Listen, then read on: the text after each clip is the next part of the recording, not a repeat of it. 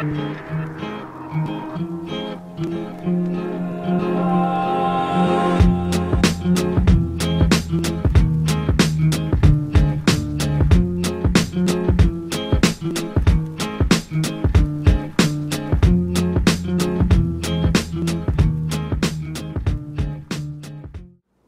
Gemini, thanks for tuning in. This is your August horoscope for 2014. My name is Athen, and let's get started with the big picture. Let's start with the big picture. It's an interesting month because both Venus and Mars are going to be linking up with Jupiter and Saturn. And Jupiter and Saturn are the slower of the personal planets. Venus, Mars are the faster. And they're pairs. Jupiter-Saturn is the feminine and masculine principle of the big picture. Venus-Mars, feminine, masculine of the day-to-day mundane picture, okay? And so while this big picture stuff's going on with Jupiter and Saturn over like years, months and years, this month we have a focus on those two areas where Jupiter and Saturn are. Venus is going to link up with Jupiter, and Mars is going to link up with Saturn this month. So really taking in what's been going on, the grand scheme of things, and focusing on it this month. So let's start with that. What is the big major theme? What's the backdrop? Well, let's start with Jupiter. Jupiter is the expansion. Okay, Saturn is the limitation. It's the filaments, the actual. If you think of the sacred geometry, Jupiter is the expansion of light, and then Jupiter is those little bits and areas where maybe the light changed color or didn't go. And so when you look at it, it's geometric in shape. Saturn gives it its definition. So this big picture is, how the universe is created, and it's how our reality is created. Our reality is, very much created by this Jupiter-Saturn principle. So by looking at which area of our lives Jupiter and Saturn is in, we can see how the big picture of our lives is being created. And by aligning with that, we then empower ourselves to become co-creators with the creation of the universe. And then that's when we have the greatest manifestation abilities. So Jupiter, the expansion, has been happening in your second house of resources and of values. And Saturn's been happening in your fifth house of enjoyment and passion and creativity. So in regards to Jupiter, and again, we want to look at these together because Jupiter is the feminine to Saturn's masculine. They're one and the same thing. The sacred geometry is one thing. So, but let's look at Jupiter. So Jupiter has been in your house of abundance, of resources, of values, your values. So lots available to you, lots of opportunities are there. So tap into them, continue to tap into them. Now, while doing so, while there's all this optimism and all this expansion going on in that house, there's also a discipline and refinement going on in your house of enjoyment, of your fifth house, where Saturn is.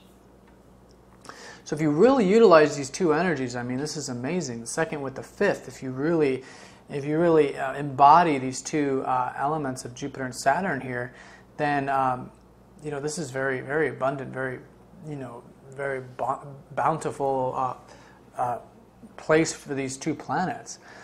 Now, so while you have all this expansion in the resources and values, there's also this limitation, but it's healthy limitation. It's you're understanding that there's a mature component to you enjoying yourself. Like, you're not a child. It's not anymore. I mean, we're all children, but you're a mature child now. You can have fun, you can enjoy yourself, but it takes, you have to ground it. You have to be realistic with it.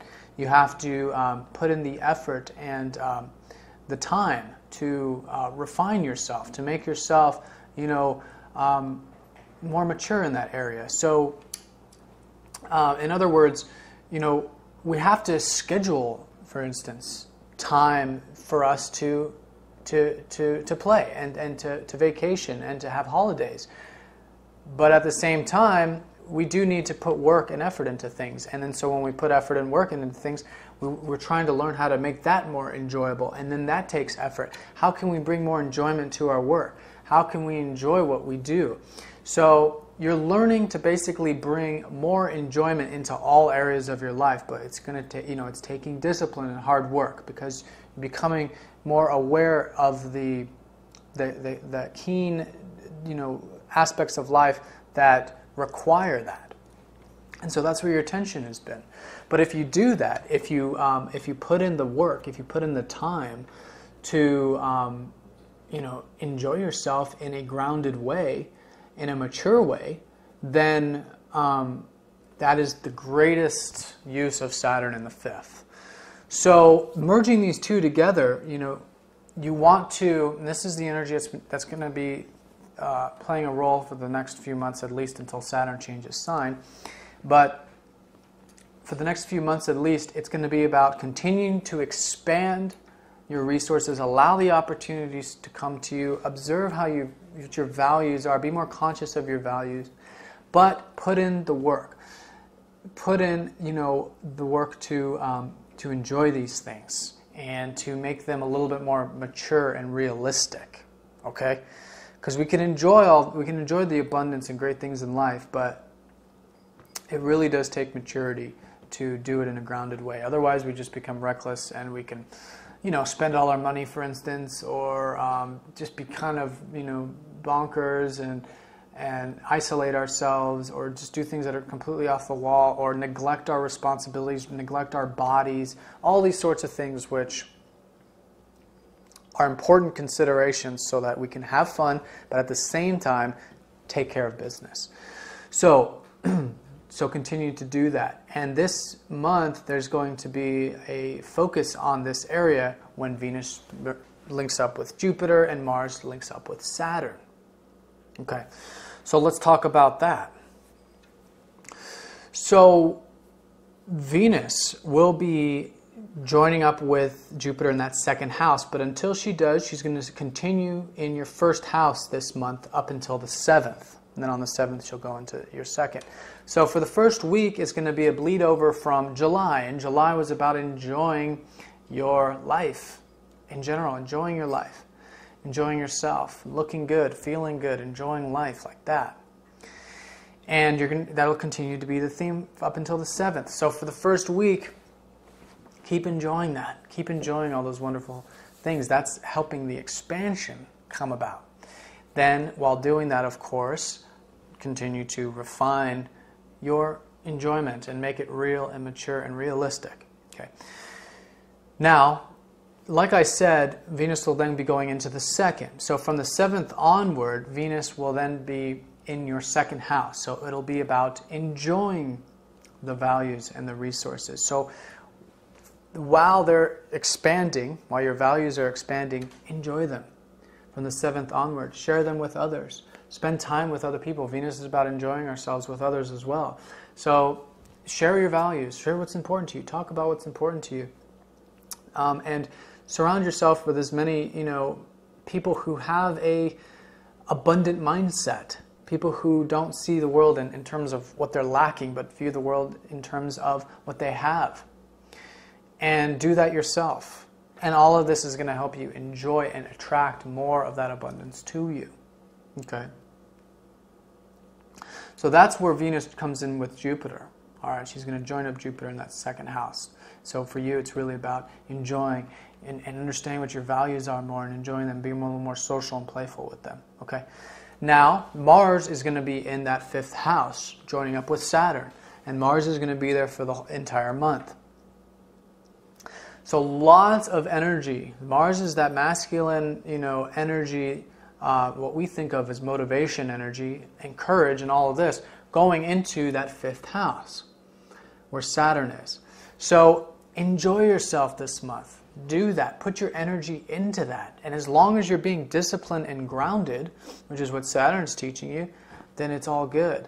And if you do that, you're going to create those opportunities in both of those areas, the 2nd and the 5th house that I talked about. So this can take courage, because wherever Saturn is, we have sort of hesitation. Saturn's like the stern teacher. So perhaps there's a side of you that's like, I don't know if I should enjoy myself, Have courage if it's coming from the right place, and as long as you're being realistic and mature about it, enjoy yourself and confront, if there are fears and resistance to that, this is the month to really pour in that positive energy into just enjoying yourself, okay? And take action there. And this is also the house of romance too. So for those of you who are single, it's about, putting yourself out there. Like, it's not always easy to go and approach someone of the opposite sex when you're single, all the time. It's just an example, but it's the kind of thing where it's like there's that resistance and fear where Saturn is, but there's going to be a lot of energy pushing you and courage to encourage you into doing those things, to whatever puts a smile on your face, whatever you enjoy. And this also has to do with creativity as well. The 5th house is about creativity. So for those of you who have been working on creative projects while Saturn has been here for the past 2 years, now maybe you can, or maybe you've been resisting it. Maybe you haven't been doing the creative stuff because there's that fear for whatever reason. This is the month to really, tie up your shoes, tighten your belt, and then get up and go do it and put the energy into it and have the courage and do it. And then through that, you're really in line with what's changing in your life and becoming a co-creator. And anything that you want to manifest in terms of it coming from that place. So in other words, if you want to be more mature with your enjoyment in life or in romance or whatever, or in your creativity, more grounded with that, then any intention you set that's in line with that, you're going to have a tremendous amount of guidance. We always have guidance, but a tremendous amount of the universe just being behind you and saying, okay, that's what we're doing, right? We're creating that maturity in the 5th house area. So there you go. Let's see. And it's all about learning and experiencing. So if you want to experience more, just ask.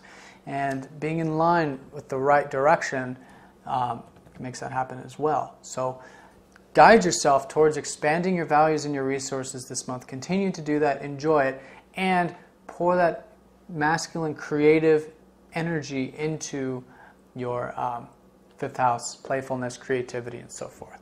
All right? And that's really the most powerful use of the energies this month, so to speak.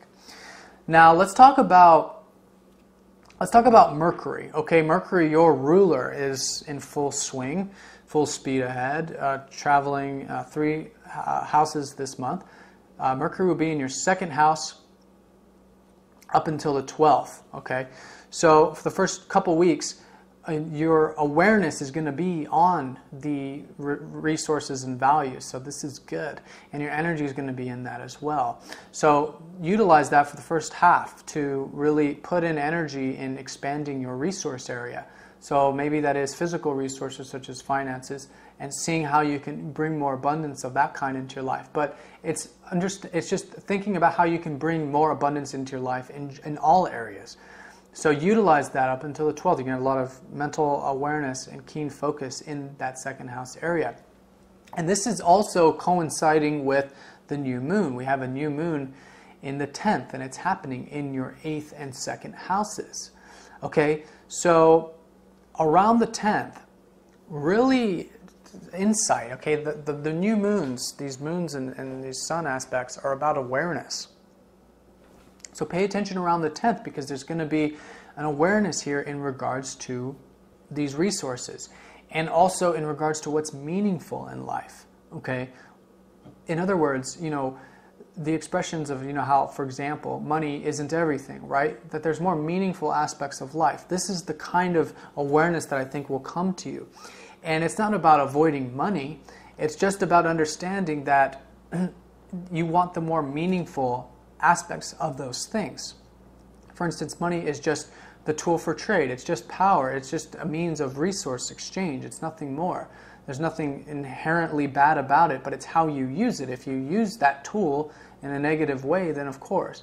But in this case, it's about you understanding about utilizing your values, money or whatever, in a positive way, in a way that's more meaningful and perhaps spiritual too. So pay attention around the 10th on how you can get more meaningfulness out of your values and resources. Okay, because with everything, there's a everything in life has a use, and you can either use it for good, or you can use it for not good. But in the end, everything is, of course, for the good anyways. But, it's about aligning with the life, the growth, the expansion elements of life. So seeing how you can bring more abundance without, utilizing it for reasons that are going to hold you back and prevent you from growing and living. And also releasing any attachments that you have, because wherever the ego is attached to resources, this is important around the 10th too, I think, with the 8th house involved. With the ego attached to a lot of resources, that can become a block too, because then we hold on so tight, we don't allow any room for change and growth. So releasing attachments, okay, and just allowing things to be as they are around the 10th. And I think through that you're going to understand a lot. And it's really about this understanding that we come into manifestation, because without knowing what we want to manifest, do we manifest anything, right? So listen to that inner guidance around the 10th in regards to that area of your 2nd house and also of your 8th house, of releasing attachments and getting into the more meaningful aspects of life. Now, on the 12th, Mercury will go into your 3rd house, and he'll be there for almost the rest of the month up until the 29th. Okay, so for mid-month and the second half of the month, really do that 3rd house stuff that you enjoy so much. Share, teach, be amongst people, exchange. The 3rd house is about opportunities, so the opportunities are there. So I think the kind of energy that might happen is right around that full moon, I think, becoming aware of the more meaningful aspects of life and then pursuing them or directing them from the 12th to the 29th while Mercury's in your 3rd house, and just enjoying that, okay? Again, and exchanging and being amongst people. It's a great time to put yourself out there from the 12th to the 29th, and through that you're going to attract a lot of this these resources, a lot of this abundance, because it's in the marketplace. The 3rd house is the marketplace. When you're amongst people and you're exchanging and you're putting yourself out there, that you're sending a message to the universe that you are open to receiving and giving abundance. And that's when people will come to you, and you'll have interactions and exchanges that will facilitate that. So a social month for you in regards to that, for sure. Then on the 29th, and for the last few days, leading into September, matters will take on more of 4th house. I think your attention, you'll be more motivated towards the 4th house activities, which has to do with anchoring yourself. It has to do with the home and the family and the soul and the past. It's once we get involved in the the busier aspects of life, which is the 3rd house, we then want to settle down, and that's the tail end of this month. And I think you're going to want to start settling a little bit down, at least in such a way that you're going to want to start enjoying some more time at home, or quiet time, or tapping into your feelings and such. But that's next month, okay? This month is very much about very social, very lively, and expansive. Now on the 25th, there's going to be a new moon taking place in your 3rd house. So I think through a lot of this exchanges that's going to be going on for you this month, or can be, should be, then on the 25th there will be that new moon, and I think that'll be an insight and awareness of how you can bring more abundance and enjoyment in your life through exchanges, through other people, through putting yourself out there. So listen to those insights in regards to that around the 25th. And this is also going to set the stage for you going into September as well, understanding what a large role other people play, and exchanging and sharing plays in all of this, expansion to your resources and refinement to and enjoying yourself more in life, right? And then that's going to take you into September. All right, Gemini, so that concludes this very general, very brief overview for you in August. If you have any specific questions, please get in touch. If you'd like a more specific reading, looking at your particular birth chart and getting more detailed for you, please get in touch. I'm still offering 50% discount on my readings. I'll put a link down in the About section if you're interested. And as always, have a great month. Thanks for watching, Gemini.